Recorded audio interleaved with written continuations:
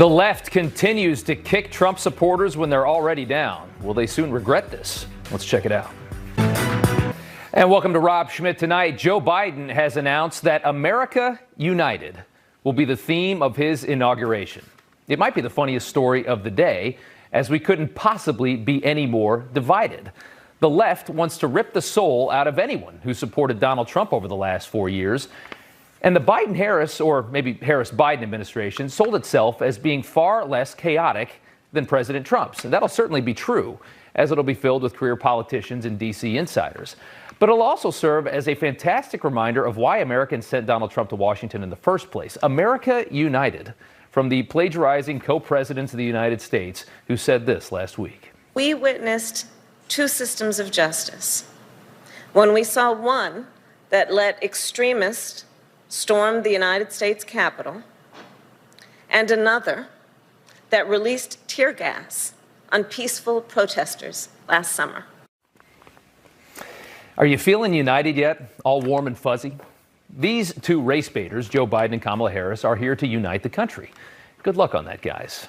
More politicians speak. You remember before 2016 when they always said the politically correct thing and then they did absolutely nothing. That's the way this has always worked forever. Welcome back to our previously scheduled broadcast. America United. Right. Right now, the politically correct thing to say in this country is America is racist. The Democrat message is that this country is a horrific, awful place, swimming in systemic racism. America is literally hell on earth, as millionaire news anchor Joy Reid will tell you. So there it is. White people are evil. White people own the country. They own the cops. The cops and the 75 million people who voted Trump hate black people. And now the author of the 1994 crime bill is here to lead us to salvation. You got to admit, as a storyline, it's pretty hilarious. In the meantime, the big machine is still canceling people like crazy. People and things, businesses. Parler, built to protect conservative viewpoints, has disappeared as Amazon pulled their server after Apple and Google deleted their app. In New York, the State Bar Association looking to disbar Rudy Giuliani, the man who saved this city after the horrific years of Ed Koch and David Dinkins and led New York and the country after 9/11. In sports, the PGA Tour canceling Trump-owned golf courses, which I have to tell you are some of the best in the country. The 2022 PGA Championship no longer will be held at Trump Bedminster. And tonight we learned that Patriots head coach Bill Belichick is turning down the Presidential Medal of Freedom offered by President Trump. You can't blame him. He's no fool. He knows exactly what happens if he accepts it. So much unity right now. In the meantime, Angela Merkel, German chancellor, major globalist, a woman who hates Trump, doesn't hate him enough to admit that she sees a big problem with American big tech companies censoring him. The Germans, of course, learned a major lesson about censorship about 75 years ago. It's one of the first tools used in fascism. Shut down opposing viewpoints. They don't want to hear it. The amazing irony, yet again, the left using fascist tactics to shut down the president that they told us was a fascist. Arguably, Trumpism is something akin to a fascist social and political movement, and at the very least, we have massive use of fascist tactics. A lot of voters didn't want to believe everything that was obvious to so many of us, that Donald Trump is a fascist. He's a fascist, and he hits it on every front. A fascist is a right-wing nationalist. This headline from conservative satire site The Babylon Bee really says it all. Evil fascist dictator censored and voted out of office. It's funny because it's true. This is what they told us, and this is what's happening. Meanwhile, Nancy Pelosi is going to attempt to impeach the president, saying that he caused an insurrection by lying to the public about the election being stolen from him. Here's Nancy Pelosi doing the exact same thing in 2017. Our election was hijacked, she tweeted. There is no question. This was before there was even an investigation. The election was hijacked. It sounds a lot like stolen, doesn't it? Because she's saying the same thing that the president said just a few years earlier. By the way, Twitter didn't have any problem with that tweet. There was nothing there. Lucky for her, for Pelosi, no left-wing protesters made it to the Capitol building after Democrats falsely insisted for years that Trump stole the 2016 election from them.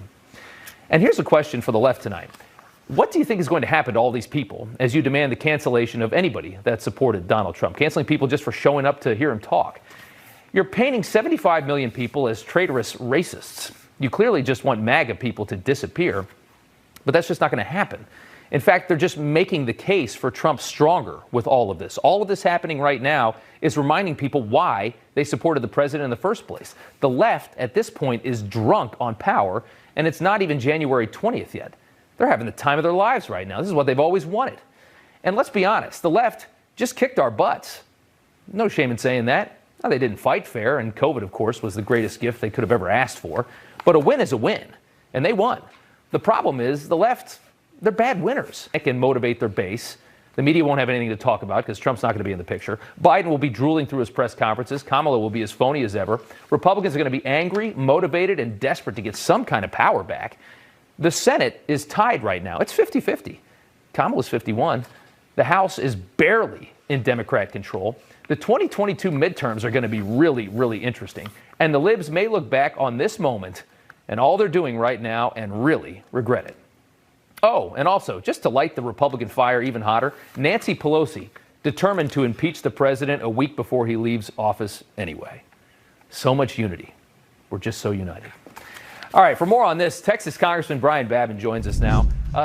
They're calling for unity, and quite frankly, the hypocrisy is just overbearing. And we've got the most divided country, I think, probably since the 1861. And President-elect Biden, that you need to think twice before you push this impeachment through, because it's going to be like throwing gasoline on a fire. Yeah, it certainly is. And they're going to introduce this one article of impeachment, insurrection, without holding a single vote, or they're going to try and do a vote without having a single hearing, I should say, not look into it at all. Well, Rob, go ahead. It's the same thing. It's the last impeachment. There will be no due process. They have no paper trail. They don't. All they're doing is using really press releases. Yep. And press pieces to carry this impeachment through. Yep. There's no way that this could be a legal. It's going to be very, very bad for this country. Let me tell you, it's going to hurt the whole process of impeachment into the future. Yeah. The case is pretty clear. I mean, the president never said. The president said, "We want you to be peaceful. We want you to go cheer for this objection of the certification of the election." And he did. I mean, he did say several times that the election was stolen, and that's their case. Their case is that all of this false information that he put out there is the reason there was an insurrection. These are the same people that told us for 2 or 3 years that the Russians stole the last election. I mean, that's the hilarity of it. I mean, it's exactly the same thing. They just didn't have anybody go to Capitol Hill. Exactly the same thing. The hypocrisy, again, it's almost too much to bear. And we hear them talking about demonizing the president. And quite frankly, I guess they have very short memories, because I remember Maxine Waters, saying if you find anybody that works in the Trump cabinet, you find them, go find them in restaurants and don't leave them be. And we've heard other things like, well, Kamala Harris, she's asking for donations to cover a bail for Right. in Minnesotans, at Minneapolis rioters. Right. Chris Cuomo. Please show me where it says protesters are supposed to be polite and peaceful. Yeah. And so that's not inciting riots. I don't know what is. Yeah. And it's just a total double standard. I don't think that any of us can we may have fallen off the turnip truck earlier, but it wasn't today. Yeah. Mama didn't raise any fools, and I think we all see the double standard here. The Democrats have jumped on to condemn violence now because it simply fits. To bail out peaceful protesters that were, innocently arrested. In those situations, peaceful people were not arrested. These were the people that were trying to burn down federal buildings. These were the people that, they were. I mean, now they're just enraged. It is something to see. I want to ask you about this. Obviously, Democrats scoring a lot of points off of this politically. They're loving this moment. But let's go back to 2018. 51 climate change protesters arrested for unlawfully demonstrating outside Nancy Pelosi's office. They went into the Capitol building. They're outside her office. And she said this: "We welcome the presence of these activists. We strongly urge the Capitol Police to allow them to continue to organize and participate in our democracy."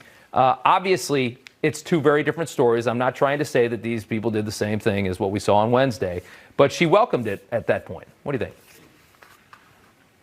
It's just another example of blatant hypocrisy. That the climate change folks that protested outside her office, say 2-3 years ago, Yeah.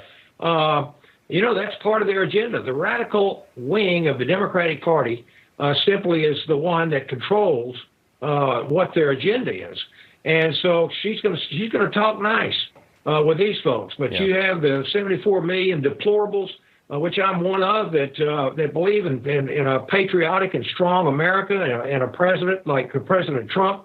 Then we are absolutely anathema to these people, and they change their tune very, very rapidly. Sure. And it's just a total double standard. Yeah, it's at the end of the day, it's all politics. They are loving this moment. They can act like they're all upset. They're not upset. This is the best thing that's ever happened to them, and they love it politically. Congressman Brian Babin, thanks so much for joining us tonight. Good to see you. Thank you, Rob. Good night. All right, good night. God bless. Still ahead, big tech and the left trying to cancel the president, his allies, even his supporters, anybody they can get their fingers on at this point. We're going to discuss that and the question on the minds of millions of Americans. What's the president going to do next? What's he going to do in 9 days? We're going to speak with one of his closest advisors. Hogan Gidley joins us coming up next here on Newsmax. Trump, his campaign, and in some cases his allies, from Twitter to Twitch. The latest example is a company called Stripe, a payments company that processes credit card payments. The president's campaign can no longer use Stripe to receive donations. Welcome back. CNN's Brian Stelter there. He's really cheerleading all this kind of activity, talking about how big tech and other corporations have rallied to seemingly punish not just the president, but anybody associated with the Trump campaign as well. They are loving this over at CNN. Hogan Gidley, as the Trump 2020 National Press Secretary, is very likely high up on that cancel list. Hogan, good to see you tonight. Are they coming for you? Well, I've lost about 20,000 Twitter followers here in the last little bit. I've always received some vitriol and some nastiness on all my social media platforms, but that kind of comes with the territory when you work in the White House and when you work on the Trump campaign. It's a shame and it's sad because all the left really wants is for you to agree with everything they say and everything they do. And if you don't endorse it, then they're going to come for you. And I think we've seen that heightened to a level many Americans didn't ever think would happen in the last few days. Yeah, I couldn't agree more. What we've witnessed in the last, 5-6 days has been very, very eye-opening. It's the response after what happened Wednesday has just been really scary. I want to ask about the president. There's, 9 days left? 9 days. What's next for the president? What's he thinking? Well, obviously, he's heading down to Texas tomorrow to review the border wall, something that many people said would never happen. He was able to accomplish to make this country safer. It was so good for our border towns as well. Yeah. Those communities rave when we go down there and say how much safer they are, how much better off they are economically. Wow. They're now succeeding because of the safety and security this president has provided.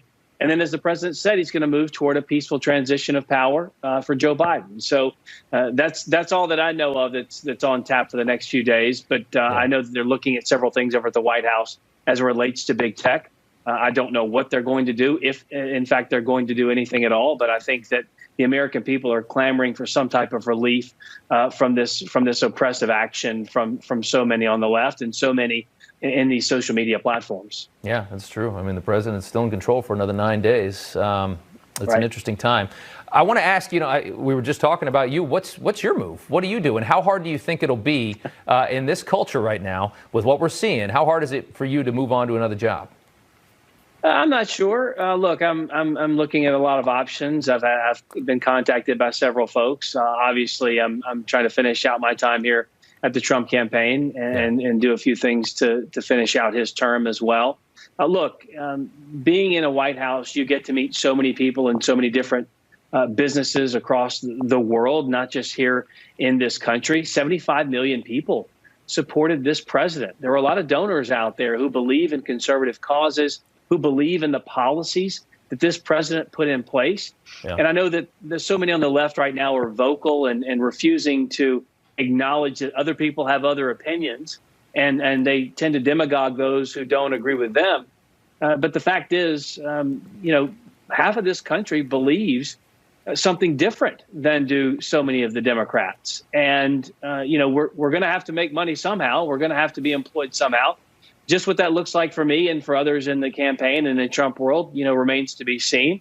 But there are plenty of people out there who've already gotten jobs and already moved on to be extremely successful, because when you have worked in an administration, whether it be in the White House or in one of the agencies, you're privy to so many different pieces of information of how this country functions, how the world works. And the knowledge you have and the information and wisdom you leave your time with, I think, is second to none. Anyone who's worked in a Republican or Democrat administration can tell you that. And I can tell you the talents we all have and possess leaving this administration will most likely be desirable for many people out there. I get it. I do. I mean, I think once you get inside that building, what you learn, everybody wants. I totally agree with that. Acting Department of Homeland Security Secretary Chad Wolf resigned today, citing recent events. What they're all saying the same thing. You had Betsy DeVos, you had Elaine Chao. This exodus from the administration, I assume it probably doesn't surprise you. It doesn't. I'll tell you, I think one of the things interesting, and I've had the pleasure of working with all of those people in some capacity. I mean, Chad Wolf, obviously instrumental in getting the wall built. He's not going to be there for that trip this upcoming, I guess tomorrow, is the trip. But here's what Democrats are doing. I think this is very frustrating for us on the right. What Democrats are saying is, if you don't agree with them that the president should be removed under the 25th Amendment, if you don't agree with them that the president should be impeached again, if you don't agree with them, then you do agree with the lawless thugs that attacked our Capitol. Right. And that false choice, that conflation, of course, is disingenuous. Of course. But it is, quite frankly, a dirty political trick, but it's also dangerous for the future of this country and our democracy. Yeah. You can't say that about people. And the left has demagogued us for decades, calling us basically subhuman because we don't hold their same belief system. And they've had Hollywood. They've had the college campuses. They've had the mainstream media for sure. Yeah. But now they have big tech censoring us under the umbrella of we have to unify. But their definition of unity is a lie, because it's you agree with us in totality or you don't deserve to be here. And I have to tell you, you can censor Americans, but you can't silence us. We're never going to go away. Half of this country disagrees with that philosophy. And we're looking for ways to express ourselves, and we're not going to be beholden to the folks over at Big Tech who continue to clamp down on us, shadow ban us, and pull off our followers off of Twitter. We're going to find a voice one way or the other. Yeah, and the more you do this to people, I swear, you just motivate them to vote even harder in the next election. Right. Piss people off enough, they can do anything. And they are, I mean, the vote, I cannot wait to see the voter turnout for the midterms. I bet it sets a record for a midterm election in 2022, at least at this point. The motivation's got to be huge. Want to show you one final thing here. Former Bush Secretary of State Colin Powell denouncing the Republican Party on CNN. Let's go ahead and play that. They encouraged, at least, this wildness to grow and grow.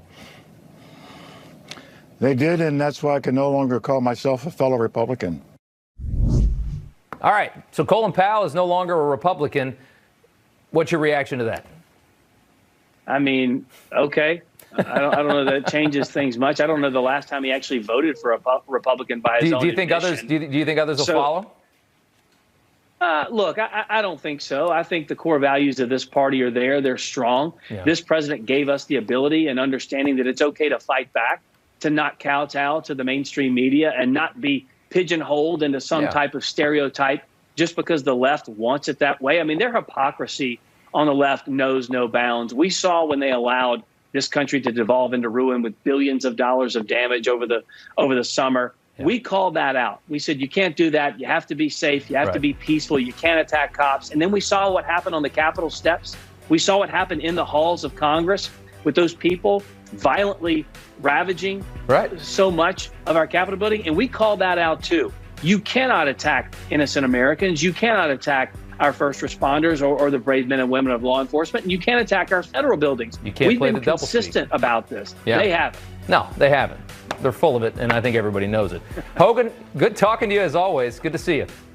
Thanks, Rob. Appreciate it. All right. Coming up, after Operation Warp Speed set the country up for a pretty big win, some Democrat lawmakers have failed to manage the vaccine rollout. It has suspended more than 70,000 accounts since Friday that they say were primarily dedicated to sharing QAnon content. All this, of course, after last week's Capitol protests. Twitter posting on its blog that there were many instances of a single individual operating numerous accounts. It has suspended accounts that shared what they call QAnon-associated propaganda. But don't worry, any of the psycho left-wing stuff that's floating around out there on Twitter, that's not going anywhere. That'll be just fine. All right, in the meantime, Parler, the free speech alternative to Twitter, has been effectively booted off the internet. Banned from the Apple App Store and Amazon, which I think was its server, which is why they're not operating. Also, they're not on the Google Store either.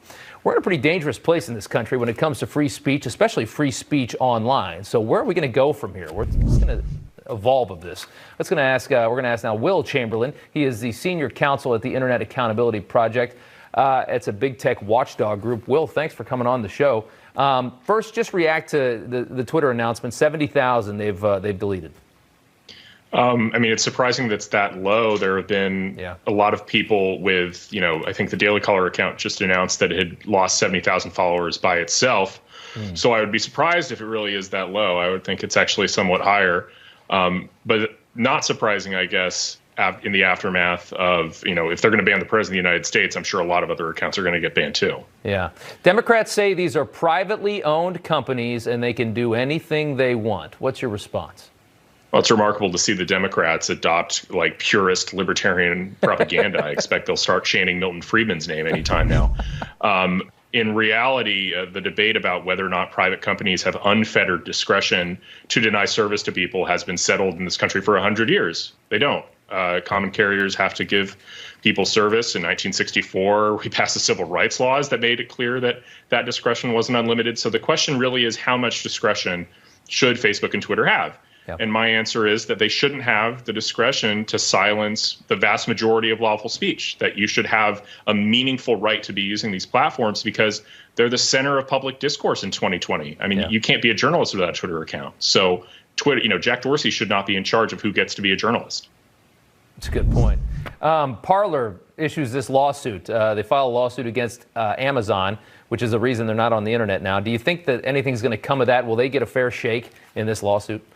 I have to say that I'm pessimistic about their odds of prevailing. I actually read through the lawsuit. I think there's a couple obvious problems. They're alleging an antitrust violation and a breach of contract by Amazon.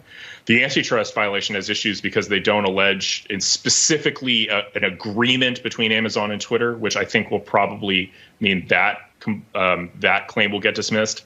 And then the problem with the breach of contract claim is Amazon wrote the contract, and Amazon wrote a contract that gives it the right to immediately suspend your account if there's any breach of contract, and then also terminate you permanently on their own. Like, you have to give them 30 days notice, but they don't have to give you that. So I don't think that complaint's going to get anywhere, sadly. But again, it sort of shows the problem about how big Amazon is. They can just impose their will on smaller companies and unfair terms. Yeah, no, Amazon is a behemoth. I think we all know that. Jeff Bezos. I want to ask you about what do conservatives do now? If Parler's gone, that was kind of the safe space where you didn't have to, worry about being canceled. And I use safe space kind of, exaggerating. But where do you go? How do you talk? How do you communicate without feeling like you got to go along with the liberal agenda? I mean, there are other alternatives. I've heard of things like Gab and CloutHub. Ultimately, though, the solution, I think, to what I see as mass collective private discrimination by companies is going to be a law banning that discrimination, right? And that's not going to happen in the next 2 years because we're not in power. But I think the Republican Party needs to get wise and realize that if it takes power again, agenda item number 1 is a law that bans this type of discrimination. Poland has something like this in place, or they're looking to put something like this in place, where if you ban a Polish user's lawful speech, that Polish citizen can go into court and get an injunction restoring their account and restoring the content. And I think that's the ultimate solution. To me, 230 is a little bit of a sideshow, right? Like, the focus should be, if we're being discriminated against, let's write a law that punishes that discrimination and it gives citizens the right to go to court and get it fixed. How crazy, I mean, you watch this stuff, your internet accountability. How crazy is what's happening right now to you as somebody that watches this every day? I couldn't have even anticipated it would go this far. I'd never think, Amazon would play with web services and deny them to people over political reasons. I joke that, people would always say, oh, it's a slippery slope a couple of years ago when a few figures were getting banned. Yeah. Well, it turns out it actually is, in reality, a very slippery slope. Like we went from Alex Jones to the president of the United States in less than 24 months. People really have to take this seriously and understand that all our rights are under threat and that we need to be disciplined as a movement, try and make sure they aren't eroded any further. And then when we retake federal power, put in place the kind of laws that will stop this in its tracks. It is really, really crazy what's going on. Will Chamberlain, Senior Counsel at the Internet Accountability Project. Will, thanks so much for coming on the show. Thanks for having me. All right, coming up, every one of you is responsible for making Newsmax the success that it is. This place is growing like a weed. And for that, we thank you. And we want to ask that you talk about it with your friends, too. Tell them to watch. There's nothing else to do, right? And you all know this guy. Tonight, we change his name with all the fun is Anna Paulina Luna. She's an Air Force veteran and former congressional candidate. Anna Paulina, good to see you. I want to start with our host, Greg Kelly, who's enjoyed some major ratings here at Newsmax and the 7 p.m. show at the expense of Fox News Channel, though. His competitor at 7, Martha McCallum, pulled from that slot. The Daily Beast, which is a website dedicated to attacking conservative media and other various endeavors, features this headline: Fox News swears it's not demoting this straight news anchor after Newsmax ratings loss. Talking about McCallum. What do you make of this big story? Well, I always think it's good to have some healthy competition, and I congratulate Greg Kelly because I think it's pretty big, especially for a new channel, fairly newer channel, to be able to compete with Fox News. And I think that that's pretty incredible. What we're seeing is that the American people no longer trust the establishment news sourcing. And so part of the reason why Newsmax and Greg Kelly and people like you have been so successful is because you talk the truth, it's without all the fluff, and essentially it's directly to the American people. And so I hope that that continues because, frankly, we need a lot of media right now that's willing to put out the truth in what our country is facing. It's a good point. It is something to see.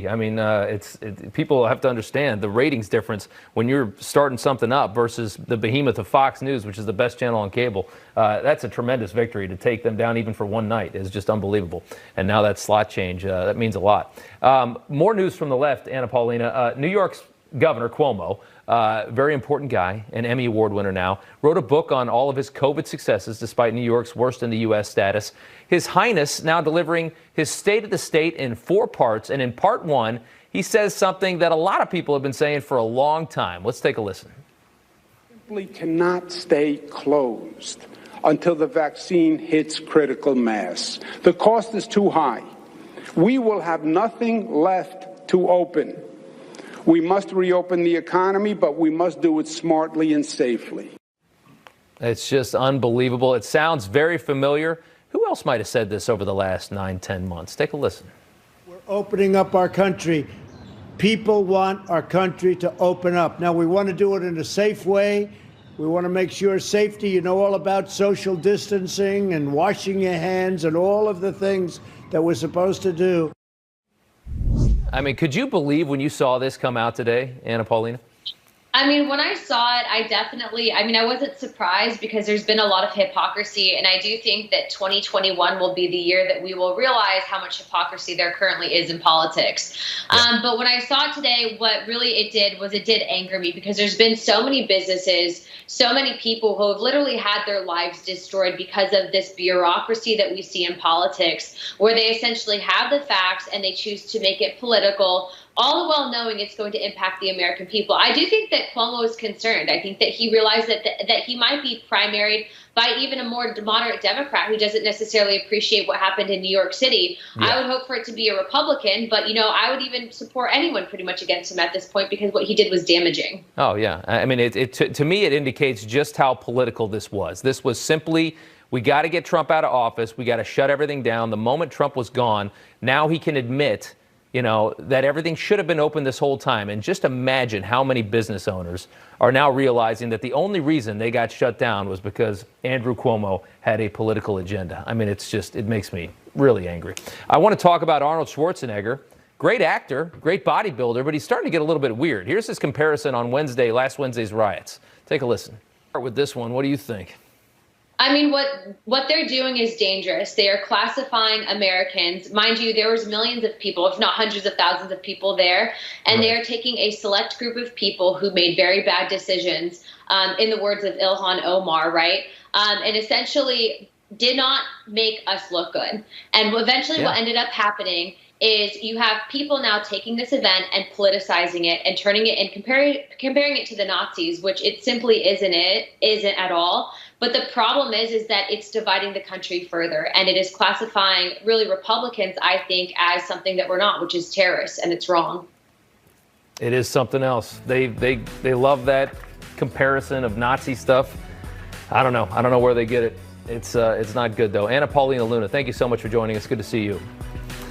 All right, President Reagan gave one of the most important speeches of his presidency on this day. It was his farewell address. Up next, some perspective on what President Trump might say if he did such a speech.